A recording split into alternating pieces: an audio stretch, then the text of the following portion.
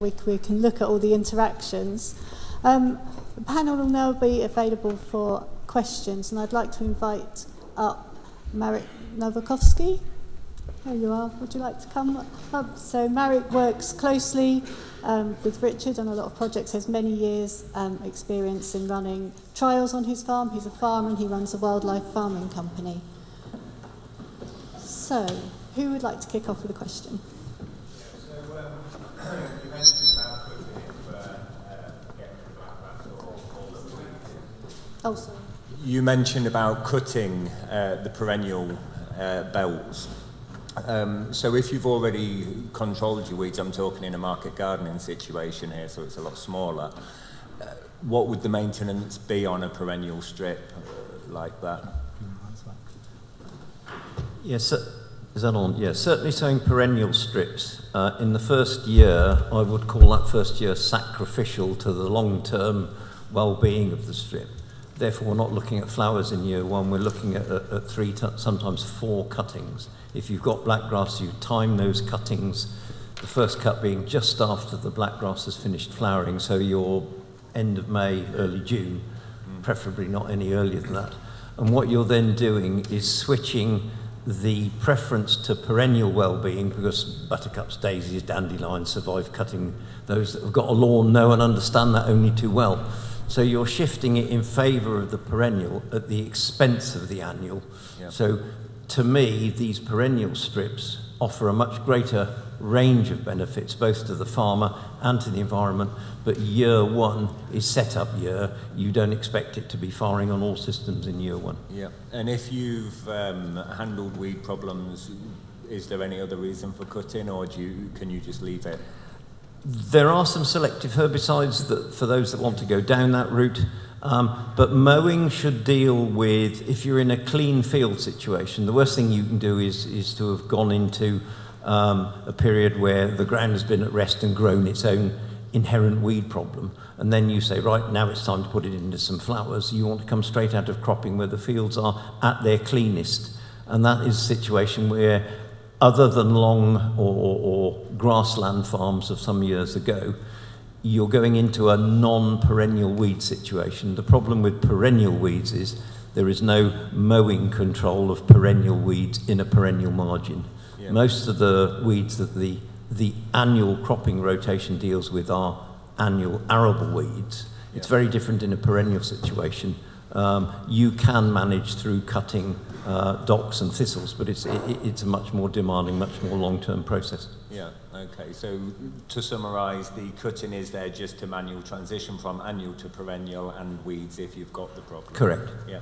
And just one final thing, the seed blends, are they available from the website? Seed blends at the moment, we're loath to say this is the mix, one size fits all. It is an experimental mix, it needs to be tried, it needs to be tested. Certainly some of the work that I've done with a colleague, we're beginning now to be able to work out which flower, which beneficial insect, what time of year.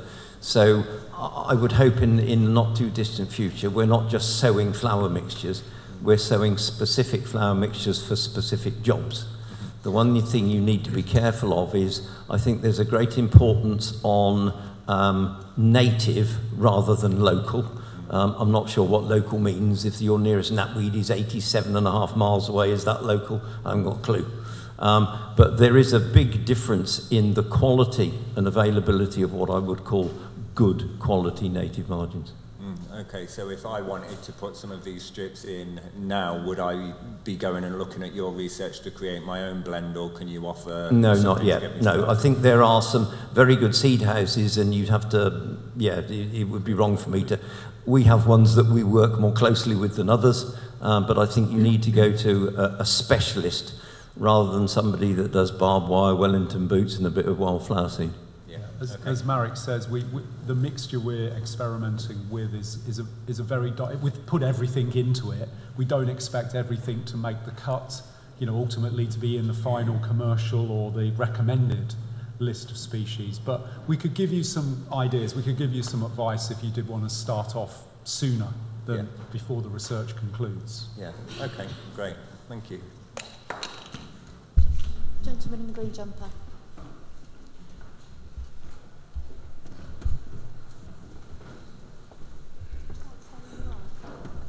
Hi, I'm Steve Oram. I work for People's Trust for Endangered Species. I work with sort of like a lot of people who have some land and farms and things. When you put trees on the flower strip, is there a risk of it becoming a hedgerow and being considered a hedgerow in the future for if you want to then remove it, you might have trouble? Yeah, at the moment, as the regulations stand, that is a possibility. I'm trying to talk to DEFRA. They're very difficult to try and actually talk to somebody sensible at DEFRA. And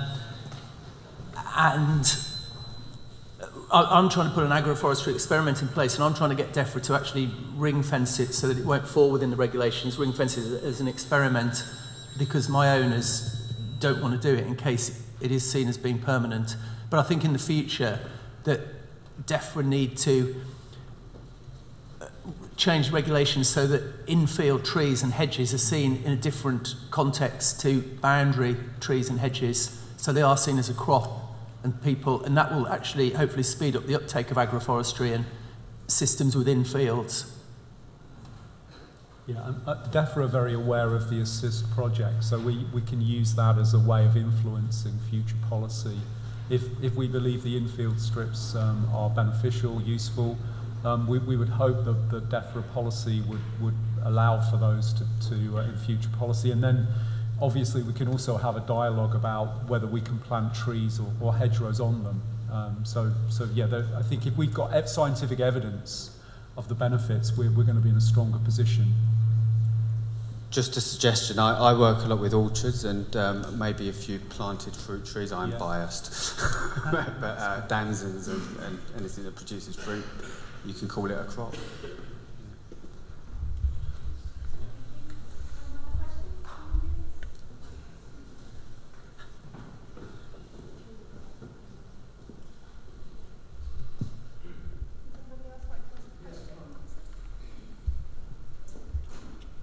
Hi there, yeah, I'm an organic veg farmer.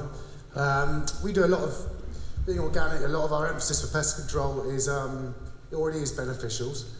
I've got a lot of apprentices on the farm, and the way we teach them is that when you see a pest, that is the food source for the beneficials. So when I see you putting in your habitat strips but spraying the crop, to me that seems very counterintuitive. You need the habitat, and you need the food source for the beneficials. So I was just wondering if you see the pest as part of the solution in a sort of holistic ecosystem approach. You're not really looking for no pest. You're looking for a balance of predator and pest, giving you a commercial yield. Just wondered if that was part of your long-term approach. Yeah, absolutely. Sorry, I should have said it was on the slide, but I didn't actually say it. You may not have been able to see it at the back. With the third treatment, what we're looking for is the pests are only sprayed when they reach a critical threshold. So ideally, they would not be sprayed. If the strips are effective, the fields would not be sprayed. So I do understand your point, but I apologize, I didn't say that in my presentation, but that's the way we're addressing it.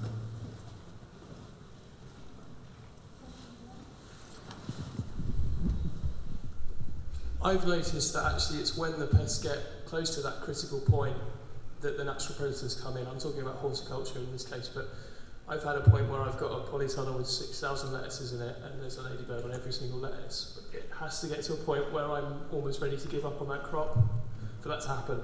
So I think it takes a certain amount of courage as a producer to go, okay, nature will find a way to help control this.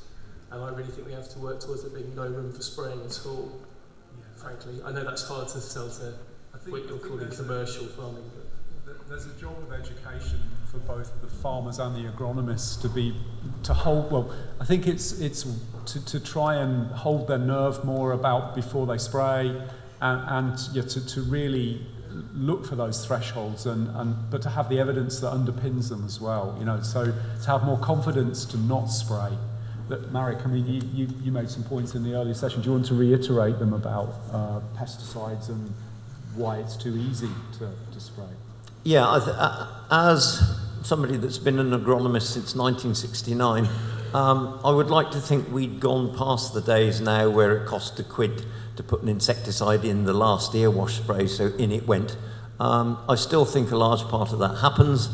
Many farmers do operate on thresholds, but certainly the work that I've been involved in, wearing both the farming and the environmental hat, is that predators build up more slowly than pests, and there needs to be a much greater process of education by which farmers understand, if you like, a steps approach to the whole system. I think that if insecticides were, as Julian said, we've now only got one really. If that was £50 a hectare, I think we'd see a reduction in its use. I think we need to see the old system, for want of a better word. There were winners and losers. There were those that were organic, there were those that were conventional, and God forbid ever the twain should meet.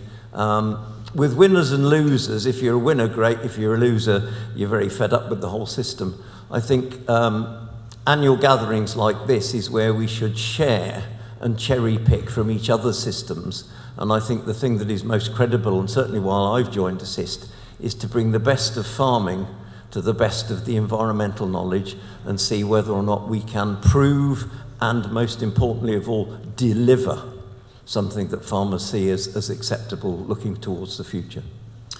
Thanks. Yeah. Can I just add to that as well? In my experience, farmers, there is too much insecticide spraying in broadacre crops too soon. Lower value, compared to horticultural cropping, lower value broadacre cropping can cope with big pest pressure before you actually really need to spray. And I think it is education. Farmers don't want to deliberately pollute the environment and destroy the ecosystems. And this is where simple things, I think, like my idea about beehives, I just walk away from pests in crops, never spray for pollen beetles, rarely spray for anything with insecticides, because I know my crops can tolerate, and like you say, the beneficials will build up and take them out eventually. But it's just getting farmers to change that mindset.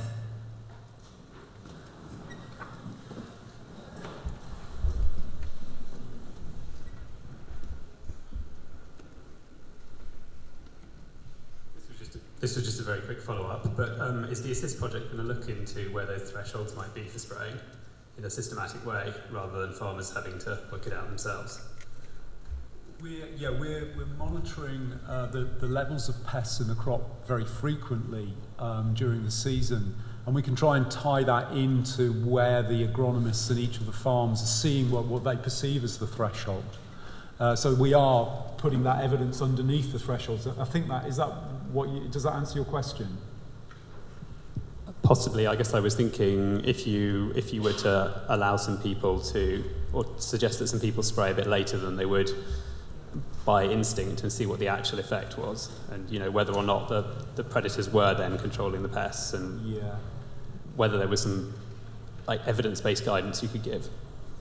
Yeah, the issue we have there is that because the farming industry are providing the 20 farms for nothing, or effectively, they're not charging us a rental on that. If there was to be a significant economic loss because of that decision, we'd be footing the bill.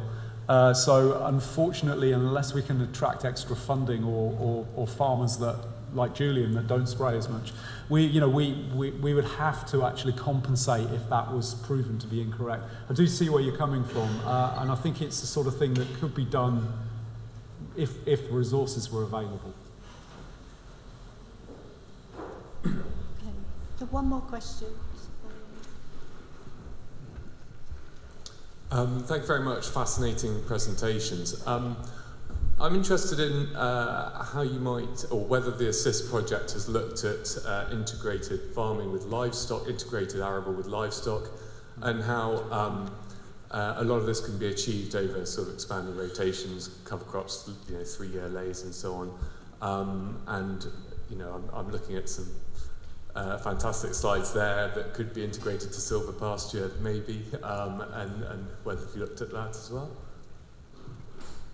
Yeah, so Assist has a parallel experiment looking at how you can develop more sustainable grass-fed livestock systems. Particularly, we're putting in sort of a lot of native species into productive swards to try and sort of reduce nitrogen use and to improve animal health and pasture quality. But we're not looking at mixed farming systems. Unfortunately, I think that would be really interesting. Marek and I have done some work in the past looking at effectively bringing short-term grass lays into intensive arable rotations, and the benefits are enormous in terms of soil, structure, function, weed control, and beneficial. So we did some pilot work for DEFRA Natural England, but unfortunately we aren't able to look at the mixed farming systems at this stage in ASSIST, but we certainly looked at them in the past, and they are incredibly useful. If I could add to that, there are certainly, for those that have an interest, CEH and I could certainly provide the information that the experiment came up with. Interestingly enough, we presented this to conventional, if that's the right word, livestock farmers, and in their words, they weren't yet ready to sow weeds into ryegrass. But there were some huge benefits. But I think it's like all these new or novel ideas, it takes time for people to buy in and actually be brave enough to have a go, believing that it is the right thing to do. There's always a degree of scepticism that slows the whole process down.